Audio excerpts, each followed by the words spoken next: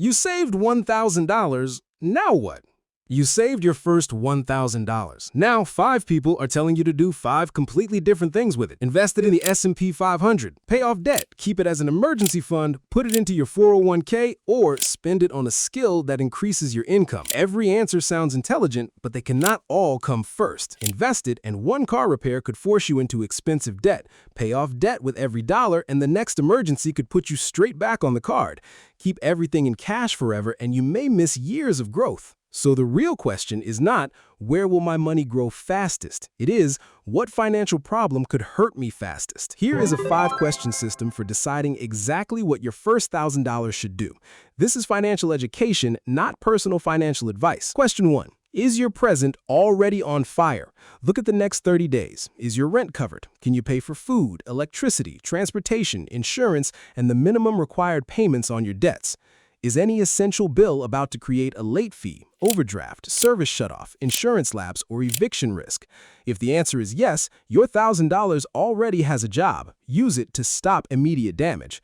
Paying an electric bill does not produce a beautiful investment graph, but preventing fees and keeping essential insurance active can protect you from losses far larger than anything $1,000 might earn this year.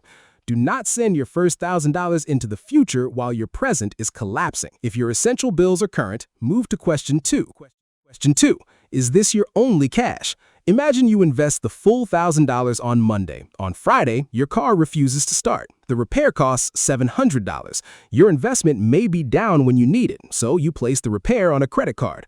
The money you invested for the future has now created expensive debt in the present. If that $1,000 is all the liquid cash you have, the safest default is usually a starter emergency fund.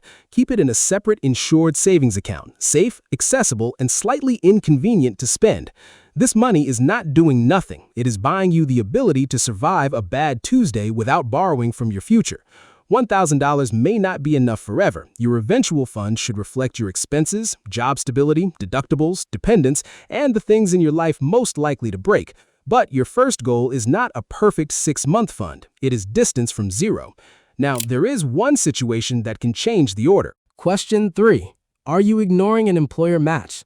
Some employers contribute money to your workplace retirement account when you contribute from your paycheck.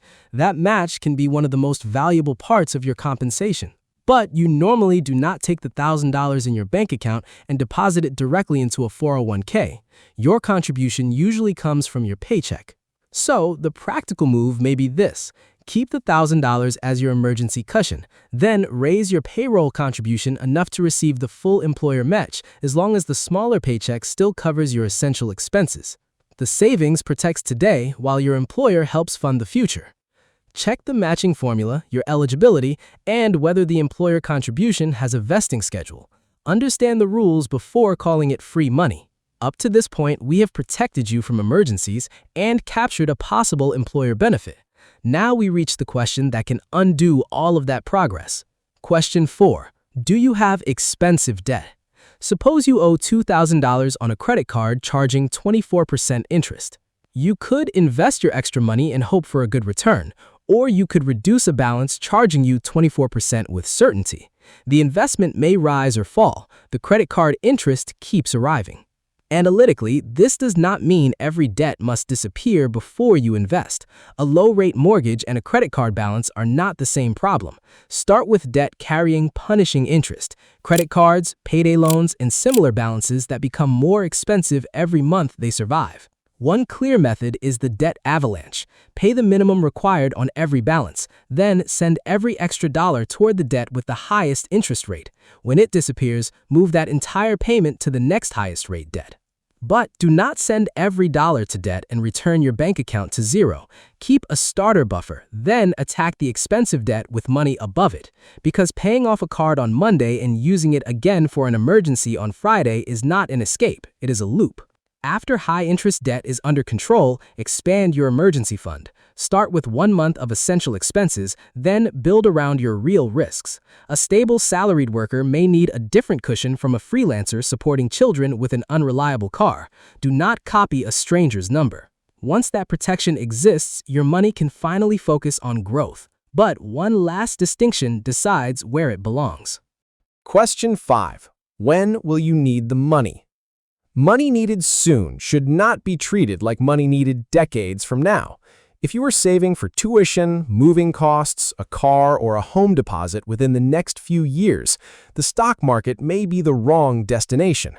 It can fall during the exact month your deadline arrives. Short-term money needs stability. Long-term money has time to survive volatility. For money you will not need for many years, a tax-advantaged account such as a workplace retirement plan or Roth IRA may be worth considering if you are eligible. But remember this, the account is not the investment. A Roth IRA is a container. A 401k is a container. You can open one, transfer money into it, and accidentally leave the money sitting in cash because you never selected an investment. Inside the account, many long-term beginners consider a low-cost, broadly diversified index fund. The goal is not to guess next year's winning company. It is to spread your money across many companies, so one bad CEO or collapsing industry does not control your future. And check the fees. Small annual fees compound against you over decades. There is also one use for the $1,000 that finance videos dismiss too quickly: investing in yourself. A certification, exam fee, or essential tool can outperform the stock market when it creates a realistic path to higher income. Use one test. Can you explain in one sentence how this purchase is likely to earn the money back? "I bought a course because successful people keep learning" is not a plan. This certification appears in 20 jobs paying $5,000 more than my current role is a plan. Do not buy motivation disguised as education. Buy a tool connected to an opportunity. So here's the order. First, stop immediate financial damage. Second, create distance from zero. Third, capture a valuable employer match when your budget allows it. Fourth, eliminate punishing debt without destroying your cash buffer. Fifth, build a larger emergency fund. Then, use long-term money for diversified investing or use it on a skill with a measurable return. Your first $1,000 matters, but not because it will magically turn into financial freedom. Its first job is more important. It stops one repair, medical bill, or missed paycheck from controlling the next year of your life. Later dollars can chase growth. Your first $1,000 should buy stability, because stability is what gives compounding enough uninterrupted time to work. Which question are you currently on? Write 1, 2, 3, 4, or 5 in the comments and subscribe for Finance Explained as decisions you can actually use.